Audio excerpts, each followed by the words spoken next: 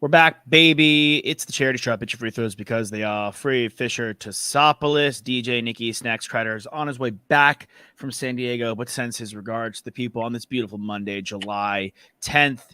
If you heard that little spit sound, our buddy Blake Ruffino, one of our favorite guests, we've had him on the Horns Up Talking Texas Pub. I believe it's his first go around the sun at the charity stripe. He's got a nice little lip down in Louisiana for the boys. I'm a little bit of peanut butter and jelly. It's a little early for a lip, and I might throw one in for the home run derby tonight. You know, I like during a nice, good baseball event. I like a little pouch in the lower left hand of my lip, which is nice. Are you long cut? Yeah, you always gotta get a dip after lunch, man. You know what I mean? Like you gotta, immerse yourself in the tobacco goodness. There's not a lot of people that can rich themselves in tobacco goodness, and that's what you got to do. There's not a lot of people who indulge. I never even knew what it was until I went down south to the University of Texas. Came in a boy, left a man. With my nice can of dip. Now, Blake, if you go to Bet Online, Usually, what the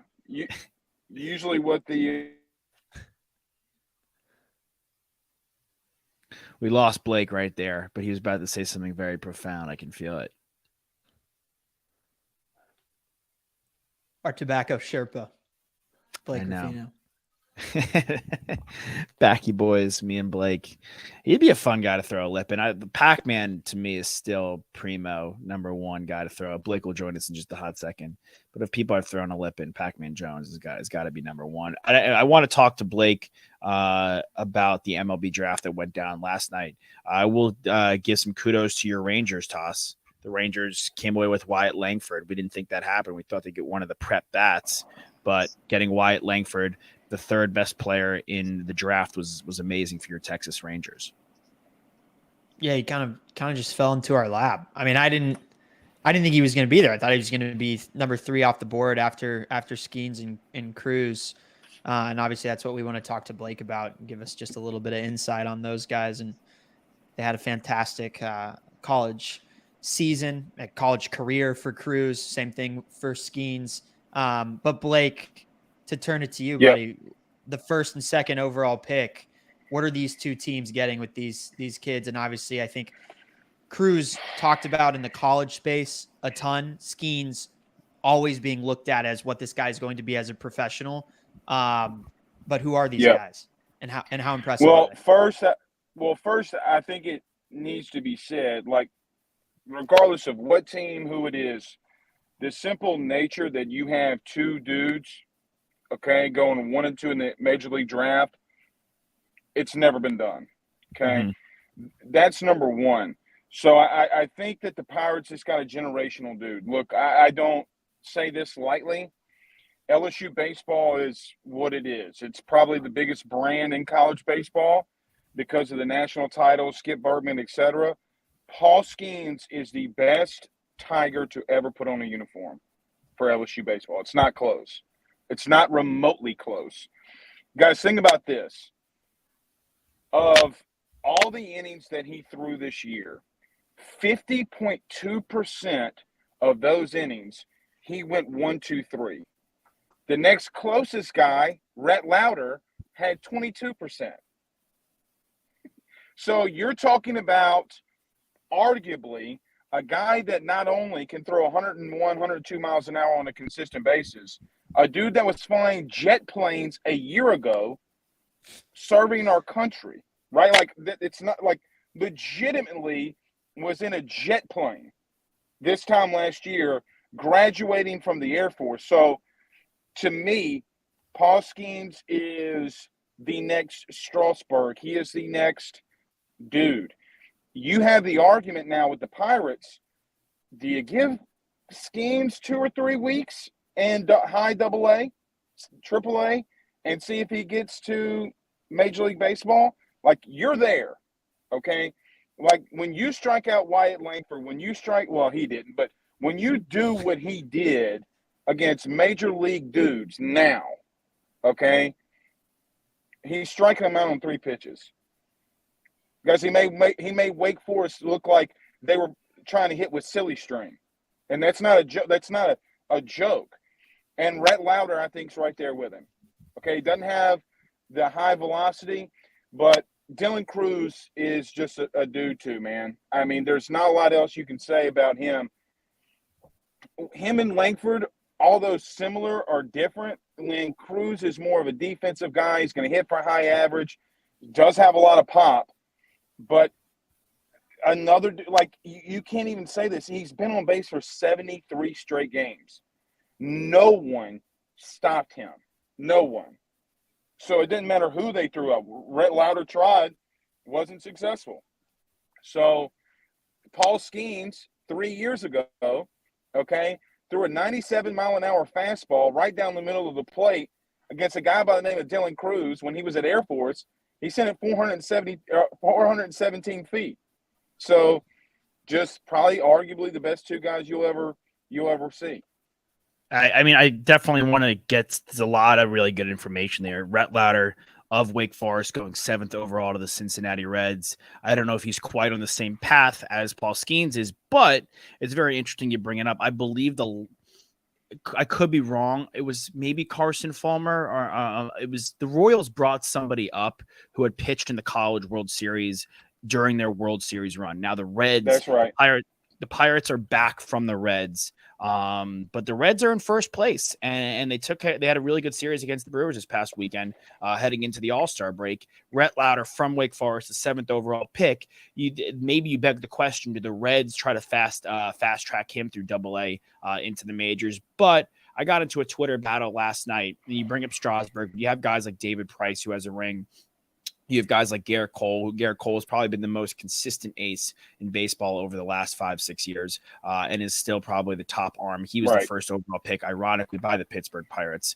And then Cruz is the best hitting prospect since Harper, who was taken by the Nationals. Ironically, Cruz going to the Nationals. But to me, as good as Cruz can be, and he could very well be an all-star. He's all the traits. Same with Wyatt Langford, who goes 4th overall out of the University of Florida, who you guys have just met. We've mentioned to the Texas Rangers. Max Clark in the middle, high school prep bat going to the Detroit Tigers.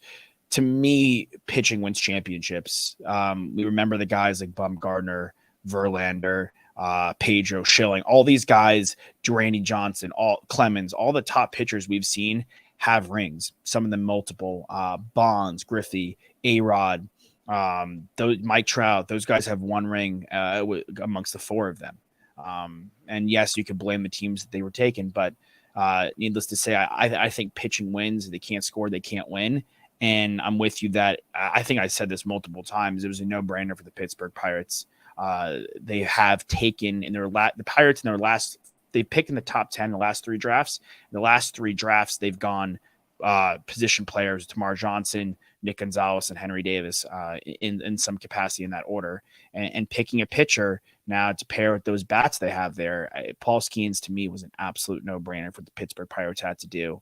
And his stuff continues to exponentially grow. So I think that was a really excellent pick by the Pirates. And whether he's better by leaps and bounds, like Blake is saying, than Dylan Cruz, I don't know. I think that's kind of it's kind of a wild statement by our boy Blake to say that Paul Skeens is a no-brainer best player to ever put on a Tigers uniform, considering what Dylan Cruz did. And Blake, again, you watched a lot of these games, but for what the Pittsburgh Pirates needed for where this division is and for their window, I think Paul Skeens was a no-brainer pick. And look at this division again in the NL Central. It may not be the sexiest division to talk about, but the Reds are in first place, and you could go down the lineup and go down the rotation. Every single one of those guys came through their farm. Every single one. They made no moves this offseason to bring guys in. Every single one of those guys. The Brewers bring a lot of guys to their farm. Cubs, that's how they won the World Series. Cardinals, it's no surprise that it's not working for them because they kind of try to abandon their model, which got them there, bringing guys through. So the Pirates, this whole division is built on bringing guys to their farm and their farm systems, as is baseball. If you go to probably the best team in baseball in the Atlanta Braves, maybe the best run team in professional sports, I would say. I think maybe in all of sports too, collegiate sports, the Braves are always good. They're always consistent. And they always grow unbelievable talent. I think what the Pittsburgh Pirates needed in pitching, this was the absolute no-brainer pick. Whether he's the no-brainer best LSU Tiger, for me, this was a no-brainer pick. You start with pitching. Well, I think Blake, Well, just to clarify what you're talking about, it's in a vacuum, right? It's like watching them play at any given moment, not necessarily comparing their careers as LSU Tigers, because obviously when you look at those two guys, it's Cruz over Skeens, but you're just saying best talent you've ever seen, right? In any Oh, given dude, moment. no, Yeah, right. Like, no, Paul Skeens is generational. Like, it doesn't matter if he's a Tiger or not, right? Like, yeah. um, he's generational, man. I mean, he's next level. I mean, I don't want to say he's Strasburg, but I mean, is he? Like, and so, Josh, to your point, though, I think the Reds have won the draft, like, without question, because not only did they get Rhett Lauder, they got Ty Floyd in the back of the first round, too. They got more talent than anybody from a young talent perspective. Jonathan India is there at second. From Florida, you got, obviously, Dela Cruz. But so I think the Reds have really won this draft. And they're going to have another pick. And I think that, they're going to go with left-handed pitching. And if they do, man, they're going to be insane. So I really like what the Reds are doing, though. Yeah, I mean, we talk about them a lot on our show. They're one of the first place teams in baseball. And, Spencer Steer was a guy we discussed last week, Toss, or maybe the week before, and he's just another rookie with Matt McClain, Ellie De La Cruz, Jonathan India. Yep. Jonathan India, their whole infield really, and with Old Man Votto driving the bus. I mean, this is a team that kind of wasn't hitting on their picks for a while. Senzel was a disappointment out of Tennessee. Hunter Green has shown flashes, but he's had some injury issues. But now they're really hitting in their infield. And you're right. They got Ty Floyd in the compensatory part of the first round and at LSU, another guy. And then Rhett Lauder, who you're giving high praise to. Wake Forest, as good as LSU baseball was this year, Wake Forest was the number one seed. And Rhett Lauder is the number one player on Wake Forest. Yeah, and look, there's a lot of debate with that. I mean, because they didn't really play a lot of teams during the year. I mean, look, the toughest team that they played all year was Duke in a 3-game series. LSU and the SEC is just a different beast, but they're good. God, their third baseman's name is escaping me, but he is a dude. I mean, like, the simple fact that there are, I think, 8 or 9 potential first-round picks that were in the College World Series and, like, position players, and Skeens struck out all of them at least once, not named Dylan Cruz. The only guys that he didn't strike out was Dylan Cruz. So, I mean, like, again, you just look at overall talent in college, COVID. I mean, guys, they I don't want to say reduced it for reasoning, but you had 5 rounds, and all these dudes went to college, right? And so coming out of high school that are here now, and it's going to continue to happen. Like, there's multiple kids in high school right now that are going to be on a college team next year, which is, to be real with you. But look, I think the SEC did some really good things, or had a lot of really good showing, a lot of good players in there. But I think ultimately, for me, I think the Reds have won it so far. I don't think that you can. I mean, like, look, man, Ty Floyd is a dude, man. Like, he's a guy. But Rhett Lauder is going to be a guy that you will see. I think he's the most Tim Lincecum dude that I've seen in a long time. Like, just imagine getting prime Tim Lincecum, right? And that's who you got. So I like Rhett Lauder a lot. Prime Tim Lincecum is a back-to-back Cy Young Award winner. So that's as generational as we're saying Paul Skeens is. That Tim Lincecum in a vacuum is pretty generational as well. A baseball draft is gotten better. I'm with you. It was a bore, a snooze, 50 rounds of God knows what in the past. But this, it's in a more condensed format. And I like the players going up. I like the, some of the prep guys who would have gone in the 6th, 7th, 8th round going to college. And cutting their teeth there and actually growing their game before they have the pressure of heading to the pros. Because when you head to AA, AAA, it could swallow you up. The lifestyle, the lack of money, so on and so forth. So really big day for the Tigers, setting history. Thank you for a little elaboration on that. Blake, we've been doing on our show schedule breakdowns for the NFL. with some of the NFL hosts that come on. Now, I want to do that with the LSU Tigers, and I want your honest opinion on the football schedule for LSU. It's a big year. When we had you on our Horns Up show, we said, title or playoffs or bust for Brian Kelly. You poo-pooed that. You and I kind of got into it the other day on some Texas football. I think we were saying the same thing at the end of the day. For the Longhorns, it's Big 12 title or bust, or because you're going to the SEC and it's going to get only harder there. But for the LSU Tigers, well, that was Andy Staples' thing, though, Josh. Like, he legitimately on his podcast said that if you don't beat, what he said is if you don't beat Texas this year, then you're not going to beat them when they join the SEC. Like, that's word for word what he said. So, man, he was saying Texas has got.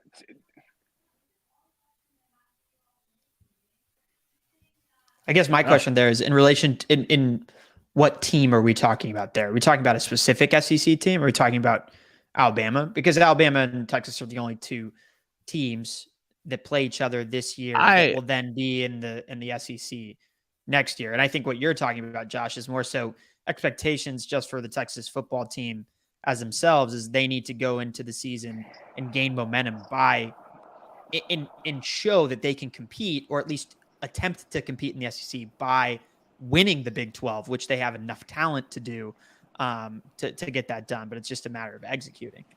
That's what I'm saying. If we don't win the Big 12 this year and head to the college football playoff and get that momentum that we need, when we head to the SEC next year, it's going to be a juggernaut. And you're not back to square one, but you're definitely at square two. So you're not Texas this year is realistically, we're great on paper, but based off last season's track record and our inability to win a very winnable Big 12, we're not competing with Georgia. There's a very good chance we're not competing with LSU. The Bama game could have been some high energy fluke with them coming in, and you could be the fourth or fifth best team in the SEC if you're at the SEC this year. So you definitely need that momentum. You need some of these recruits to start coming in, and growing with the team. But I want to go to the LSU football team, Blake. So what's your ceiling? What's your floor for them? And then we'll go game by game in the schedule. We're losing our boy Blake here. He's mobile in the car. We do appreciate him hopping on. He's a gentleman and a scholar.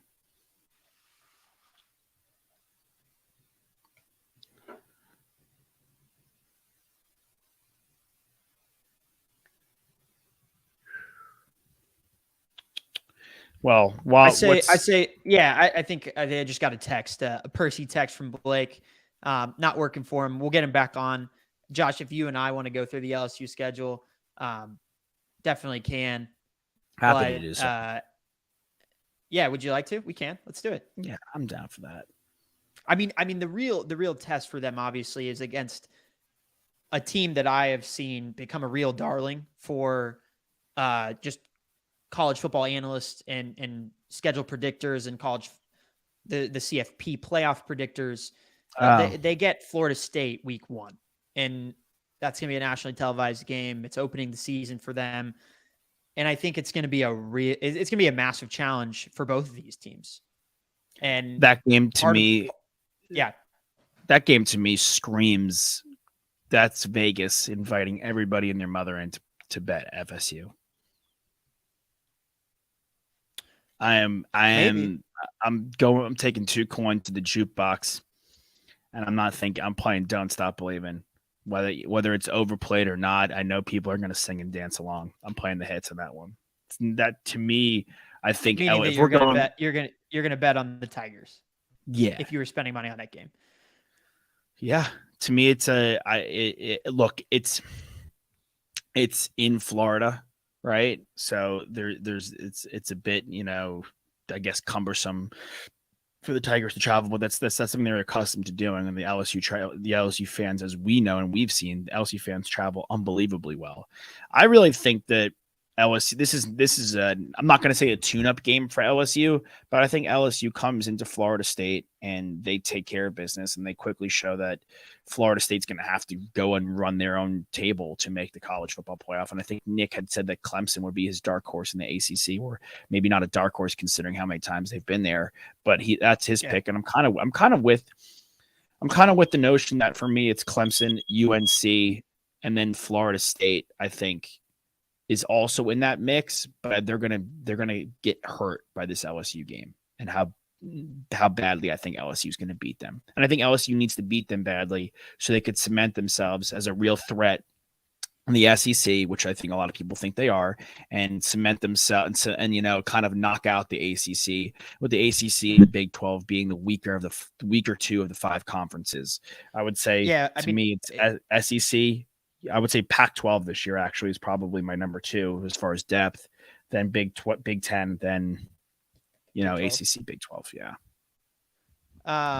Yeah. I mean, I think like my one kind of, hey, let's not forget that while the Big 12 maybe doesn't have as much top heavy talent this year, it's still a very competitive college football conference, and Texas and OU are still in there. Texas Tech, should be sneakily pretty good this year. Kansas State, of course. TCU went to the college football playoff final last year. So there's still a lot of talent. So I would push them ahead of the ACC because I still feel like it is top heavy, and then there's a massive drop off. Texas is still ahead of Miami. I know those teams are they are grouped together in a lot of ways because of their past history and being deemed a blue blood program, but not being able to get it done in the last 10-ish years. But I still think that from a recruiting standpoint, from an execution standpoint, we're still ahead of Miami, of recently. But This is definitely this LSU versus Florida State week 1. It's a 0.2 game for sure. This is not going to be a game that we forget about, after week 1. It's not going to be a game we forget about after week 5. This is a game that has massive implications late into the SEC season, late into the ACC season, when you're talking about Clemson and Florida State potentially vying for that ACC championship and a college football playoff berth. But LSU does have, in my opinion, the leg up in a sense where they have performed at a level. There are less question marks about this team. While FSU has a lot of talent and a lot of people believe in them this coming year, it's still very much a prove it season because they have fallen short for quite some time. And LSU, has I know it was with a different head coach and obviously a lot of different personnel, but they have the Burrow, Chase, Jefferson season. And it's not that far removed from us. It was only 3 years ago. So I expect them to win that game as well. I expect Jaden Daniels to make a lot of noise in that opener and really, show people, hey, I'm here to compete as college football's best quarterback or one of the best quarterbacks and try and make a name for himself. He showed flashes last year, but I think for him, it's just about being consistent. But I think the nice thing about this schedule, is after they take down Florida State, they get the tune-up game against Grambling, and then Mississippi State, Arkansas, Ole Miss, Mizzou, Auburn, Army. I mean, that is just a very winnable stretch for them to figure out exactly who they are and also get themselves primed and ready to play Alabama, Florida. And they also get Georgia State. I mean, realistically, like this is one of the easier schedules outside of this Florida State game that LSU has had in a bit of time. Yeah, I think the issue is I think I highlighted the at Ole Miss. So does Ole Miss go with Jack? Who's like the starting quarterback by the time we get there on September 30th for Ole Miss? Is it Jackson Dart or is it Spencer Sanders coming in for Oklahoma State? Judkins was so good as the running back freshman last year. He's phenomenal. And then now we have, at Alabama. And I think Alabama, for the first time in a long time, is being overlooked. I think there's some serious, whether it's Buckner, whether it's Milrow, whether, whoever, Ty Simpson, whoever they go with at quarterback. I think people have a lot of question marks and a lot of doubts over there about the Alabama offense. But we've seen this Alabama team and Nick Saban recruit exceptionally well year after year after year. And there's still so many NFL caliber players, let alone first rounders on that defense, on that offensive line. And I think that it's going to Bama for LSU is going to be really tough. And it's no shake if they lose that game. It's no shake if they lose the Ole Miss game. Let's go through it game by game, see where they're at.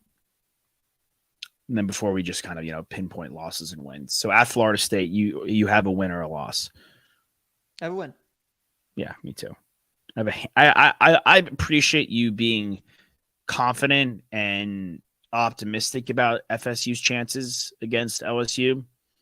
I think this is a different LSU team than we saw last year. I think they got a lot of good momentum at the end of last year, and I think they come in and I think they smack Florida State. Versus Grambling. It's a win. At Mississippi State, unfortunately, with the loss of Coach Leach, I think that it's a step back year for what Mississippi State potentially could have been. A nice dark horse. So I'm going to go win there as well. Yeah, I agree. Versus Arkansas. I mean, you get them at home. You get them in Baton Yeah. Rouge. I think that helps a lot. I think they're a better team than Arkansas. And so I think they win that one as well. Yeah. So look, we're fifth game, Ole Miss, their schedule. They see Bama the week before at Alabama. So if we're going to operate it's a tough one for me because do they drop 2 in a row in the SEC? I don't like, this is like I think it's at the Grove. But we don't look, you just said it, right? A lot of people are predicting that it's a down year for Alabama. So I don't think that Alabama, that's not a gimme win for Alabama, right? This is a competitive Ole Miss team. Alabama has a really difficult schedule. They might be in a situation where even if they are a really good team and they're a team that beats LSU later in the year, it doesn't mean that they're not going to drop a game to Ole Miss. They're not going to drop a game to Texas, and whoever else, they have on their schedule. So I would expect that Ole Miss loses that game against Alabama the week before. Now, you quickly showed their schedule. They open week 1 with a tune-up against Mercer, but then they play Tulane week 2, who out of conference is a tough game, right? Tulane showed what they could do last year. They had an incredible season. They have a new coach who seems like he has really rebranded this program, and they beat USC. So they ain't no slouch, as you like to say. And Ole Miss very easily could be walking into this game against the LSU Tigers 2-2, and then their backs up against the wall. But at that point, I don't trust a get right game from a 2-2 team. I would expect LSU to take care of business there. LSU will be favored in this game, and I know it's on the road, but they should win this game. And so I'm going to pick that. BK is a excellent coach, and he is an excellent regular season coach specifically. So I have them winning this game against Ole Miss too, even though it's on the road. I'll go with you, actually. I think they could very well lose this game to Ole Miss, and I wouldn't be surprised. But I think Ole Miss just has not a lot of question marks, just some question marks on the offense, which is supposed to be their strong suit. And again, if I think LSU is going to go in and steamroll Florida State, I have to continue to ride this train. At Mizzou versus Auburn versus Army, I'm assuming we think those are 3 wins right there to send them to Alabama on November 4th. I do. I believe so. So we're 8-0 versus Alabama. Alabama could be very well undefeated as well, man. Look, if they lose to us and Ole Miss, we're talking an implosion of a season at home. My heart says that we could beat them, but my gut says, look, this is Alabama. We're going to play at Bama, and if we play Bama well, I'm going to be happy. I want to win the game desperately, but if we have a good game, it's a 1-score game, and we can leave Tuscaloosa like that, I'm okay with that. Because that's going to, as long as we take care of business, that's going to give us the Longhorns a shot in the Big 12. Yeah, it's an important game for us. It adds so much pomp and pedigree if we do beat them, just in the context of, is this a team that deserves to be in the college football playoff? Expecting that we would then also win the Big 12. But ultimately, you're right. What matters for the Texas Longhorns is, what do you do in the Big 12? And can you take clean house in the Big 12. Winning the Big 12 and playing Alabama tight. We've already seen what playing Alabama tight means in the context of how the rest of college football looks at a Texas Longhorns football team. And they give them a lot more grace for losing those close games against good opponents than they do other schools who don't, have kind of the fortune of the blue blood nature that can help teams in positions even when they lose. I think that, LSU is obviously in that same position. I'm willing to give them a loss here against Alabama. Me too. Yeah, and anything can happen in this LSU Alabama rivalry. Anything can happen in that game. They've won it in Tuscaloosa before. Alabama has won in Baton Rouge before. That game is chaotic. It's, the crowd is going to be ridiculous, as it always is. If LSU hasn't lost coming into that game, they will be the higher seed, I would probably say, given that if we're predicting that Alabama had lost a previous game, right? And so I think they have their kind of like backs up against the wall. And I think with a team like Alabama, as opposed to Ole Miss, that makes a difference. With Nick Saban, that makes a difference. And yeah, I don't necessarily know if BK has seen enough of Saban, in the context of LSU playing Alabama. Obviously played him when he was coaching at Notre Dame, and Saban kind of owned him every time that they've lined up against each other.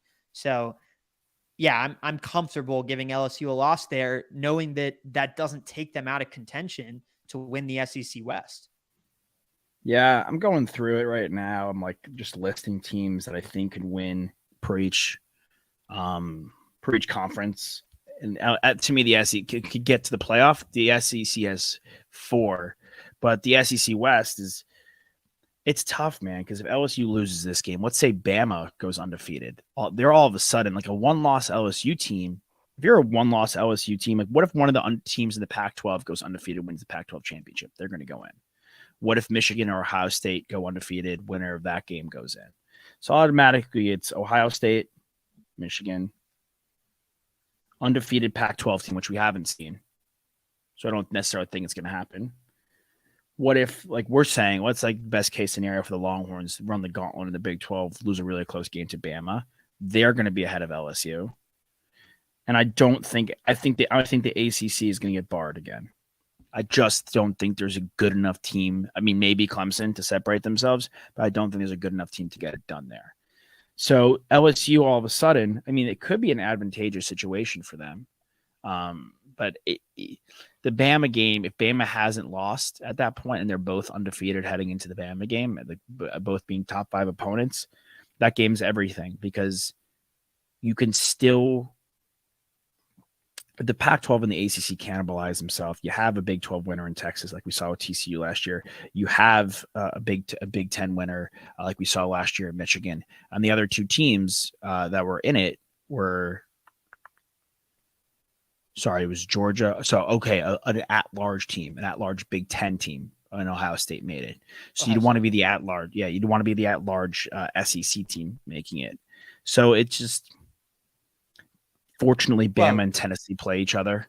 So you have that in your back pocket, and Georgia and Tennessee. So both those teams could knock out Tennessee. And then if Bama doesn't lose a game before this becomes really, okay, who's going to be that 4th team, assuming Georgia goes undefeated and wins the SEC again?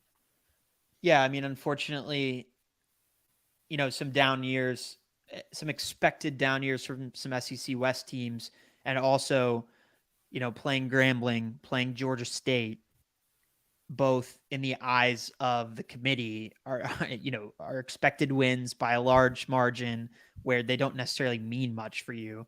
And then you get into the context of, okay, if they do beat Florida State week 1, but Florida State ends the season as an 8-4 team, as a 7-5 team, and they're hovering around, being ranked 18 or lower, or out or unranked, like what does that win really mean? And then you look at their broader just schedule and they end the season with, Texas A&M, who they could be, I expect them to be more competitive than they were last year. That was a bad team last year, right? Auburn was not a great team last year. We'll see with Florida, but if Ole Miss and Alabama end up being the only 2 teams on this LSU schedule that were ranked, top 8, top 10 teams at any given point in the college football season, and they lose one of those games, they're in trouble because they just don't have the measurables in regards to comparing schedules to some of these other teams like Alabama. So like you're saying, Alabama plays Tennessee, but But if they beat Tennessee, that's even more impressive. And then if Alabama wins out, gets to the SEC championship, plays Georgia, loses to Georgia, guess what? LSU's not going to jump them as an at-large. Alabama would still retain that number 4 spot if you were talking about 2 teams from the SEC going.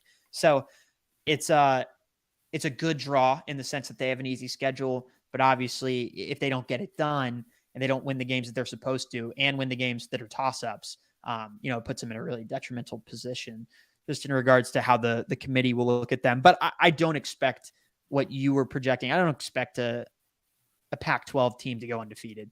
I don't. And I don't expect a Big Ten school to go undefeated. And I don't really expect a Big 12 school to go undefeated either.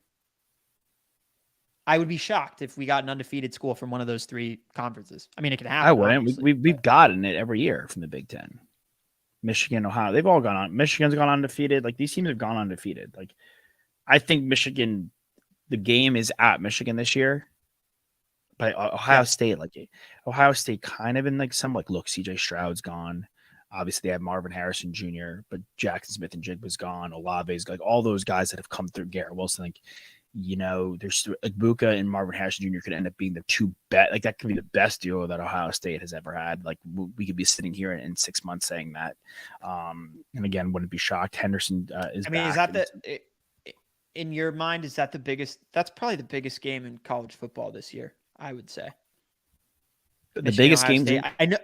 I know it typically is always in the mix, but just the way that Michigan has handled business the last 2 years, Ryan Day feeling a little bit of warmth on the seat. I think you and I believe that there should be less than is being made out to be,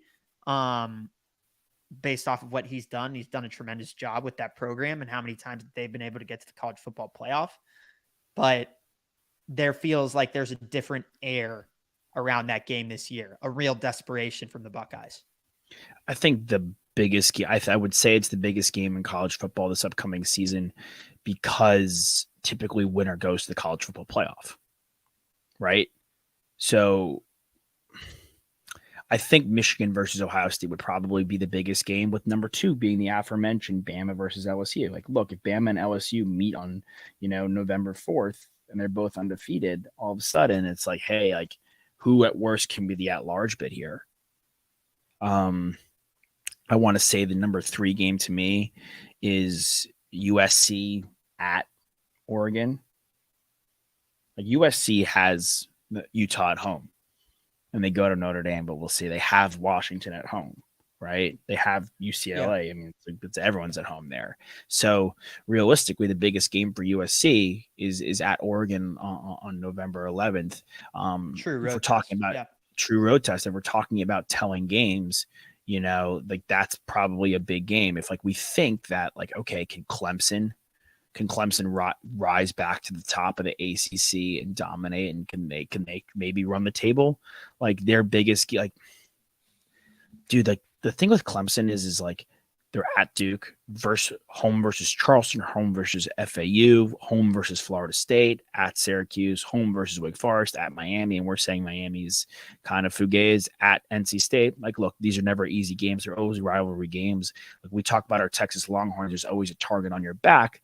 All that being said, I think Clemson has proven, unlike the Longhorns, that they can dominate and beat these teams. Your home versus Notre Dame, your home versus Georgia. I know they have the quarterback battle in every single one of those games. They have the best player in the conference. Yeah. No, they have the best quarterback in the conference. Like, Cade? What? Yeah. Why should they get? I think Drake May. I think Drake May is probably the best quarterback, but they have UNC at home. Right, and also that team is just—they're not at the same level as them.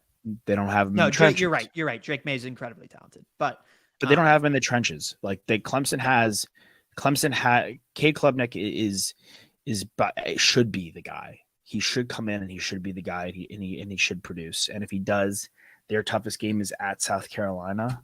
So I guess maybe that's what we're watching for. I don't know. Like, so to me, Michigan, another team that a lot of people have a lot of hype behind, but I also like, you gotta prove it to me. I mean, I know Rattler's really talented, but like, it's not like this team. It's not like that team won 11 games last year. No. We got to slow our roll on teams like South Carolina and Florida State until they actually do it. Yes, dude. Until they do it like Michigan, who now has been to the college football playoff 2 years in a row and has beaten their rivals, Ohio State, 2 years in a row. Like, that's why I say that game holds so much more meaning than some of these other games, because look, you do not want to be an Ohio State Buckeye team going into the next season having lost to Michigan in your rivalry game 3 years in a row.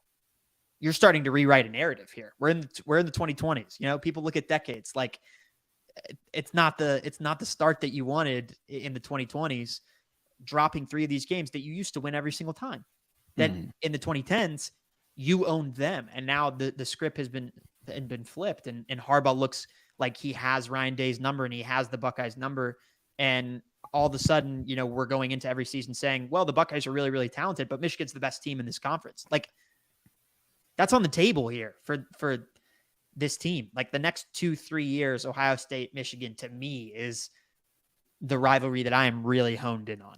Yeah, 100%. It decides, like, until Penn State or Wisconsin can jump up and prove otherwise. They're the two. They're the class, and until USC comes, we'll see how they compete in the Big Ten. Like, they're the class of the Big Ten, and that decides who goes to the playoffs in the Big Ten. Then Bama. So it's Ohio. To me, it's Michigan, Ohio State at Michigan, LSU at Bama, and USC at Oregon. I would say are the 3 biggest games, all occurring in November for the college football season. Look, we could see major upsets, but going into the season, those are the 3 biggest games to me. Yeah, and then I'll throw an honorable mention. That Alabama-Tennessee game is really big too. Could be. It's gonna be huge. It's gonna be a huge. I mean, look, Bama. It's a revenge game. I can't believe we're saying this, but it's a revenge game for Bama. And like, yeah. I don't know. I haven't really peaked.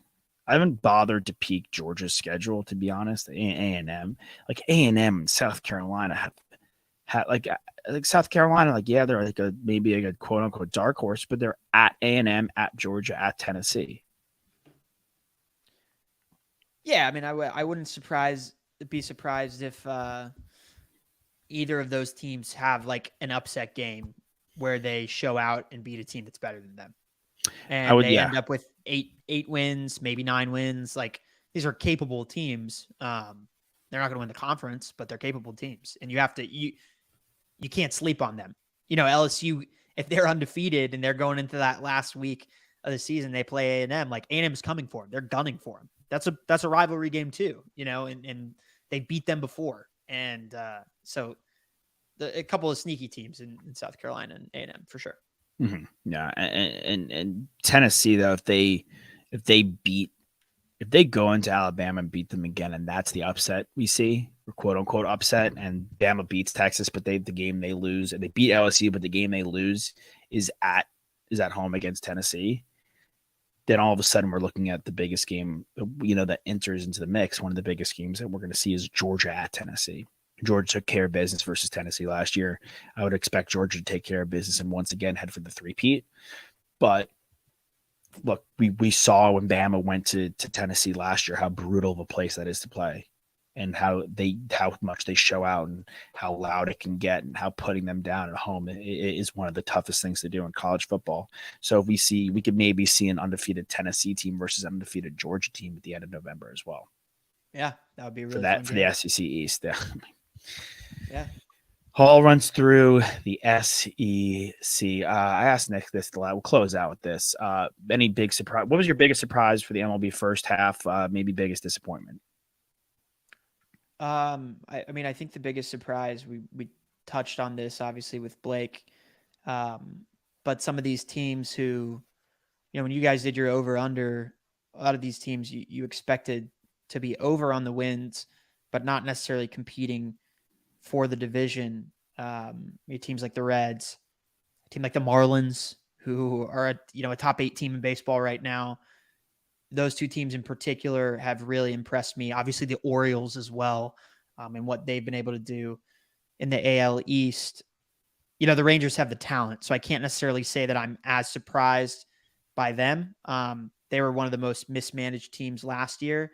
And then, of course, on the flip side of that, you know, teams that we really thought were going to be there that absolutely are not there right now in the pods, Knicks pods, unfortunately. And I guess the other teams that you would mention in there, the Cardinals, of course, in the NL Central. And, you know, the Guardians have been a bit of a disappointment to me as well. But of course, that division is still up for grabs in my mind. But yeah, those are the big takeaways. The Mariners, I still have to kind of wait and see. I think there's still some hope for them. Of course, we're only at the halfway point, a little bit past that. Obviously, that's when the All-Star break comes into play. But I've loved the product of baseball and how much these young stars are showing out. Those are my takeaways, right? It's the young teams that we didn't expect to be where they are. And then the young talent that has really showed out. Tatis, obviously an omission from the All-Star game, but it's been awesome to see him, operating at the level that we know he can. Yeah. Ellie De La Cruz, of course, we were talking about it with the Reds guys. Adley Rutschman's playing in the home run derby. So is Julio Rodriguez. Like, there's so many young, talented stars in baseball right now. And I think that only helps the product and it only helps the engagement. So I think this is an interesting All-Star week here. And hopefully, the attention's not lost and the momentum continues, because it should, right? We're at the second half of the season now. Now games start to really, really matter. And the closer we get to October, the closer we get to getting a feel of who actually can win a World Series. And of course, we've got the deadline coming up. And so there's moves to be made. There's pitchers to be dealt, relievers and starters, some bats as well. And yeah, I mean, I think just all in all, like, baseball has been a real treat, and we haven't even gotten to what's supposed to be the exciting part. Very well said. Yeah. Yeah. And I think it's just doubled down with the draft, right? We have all these prospects coming in now, and a team like the Rangers having the 4th pick, getting a guy like Wyatt Langford, who could be a real difference maker, maybe not this year, but going forward. Adding that to an already talented team. The Pirates aren't terrible, right? The Nats are, but they need, okay. So Cruz has a little bit more of a journey, and that's fine.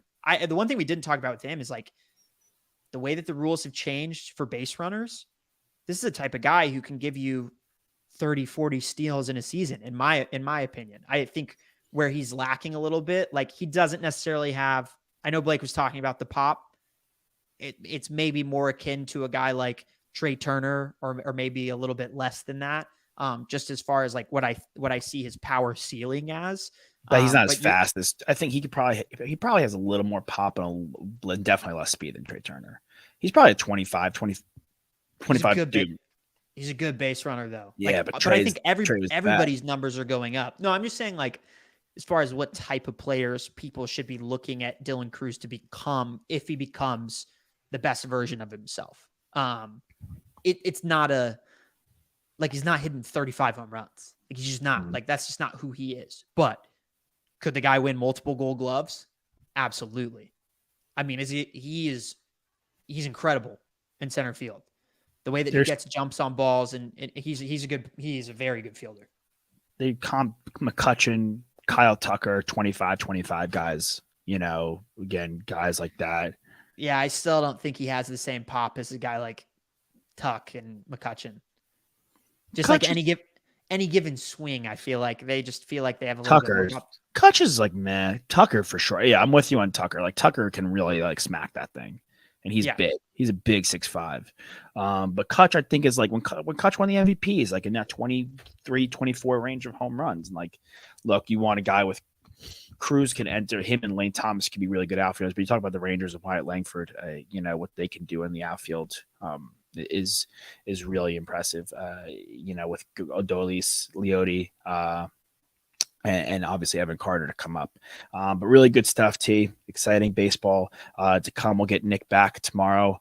Thank you to Blake for being in and out, but when he was in, very insightful and very fun. Fans, hit your fruit throws. We'll see you guys next time.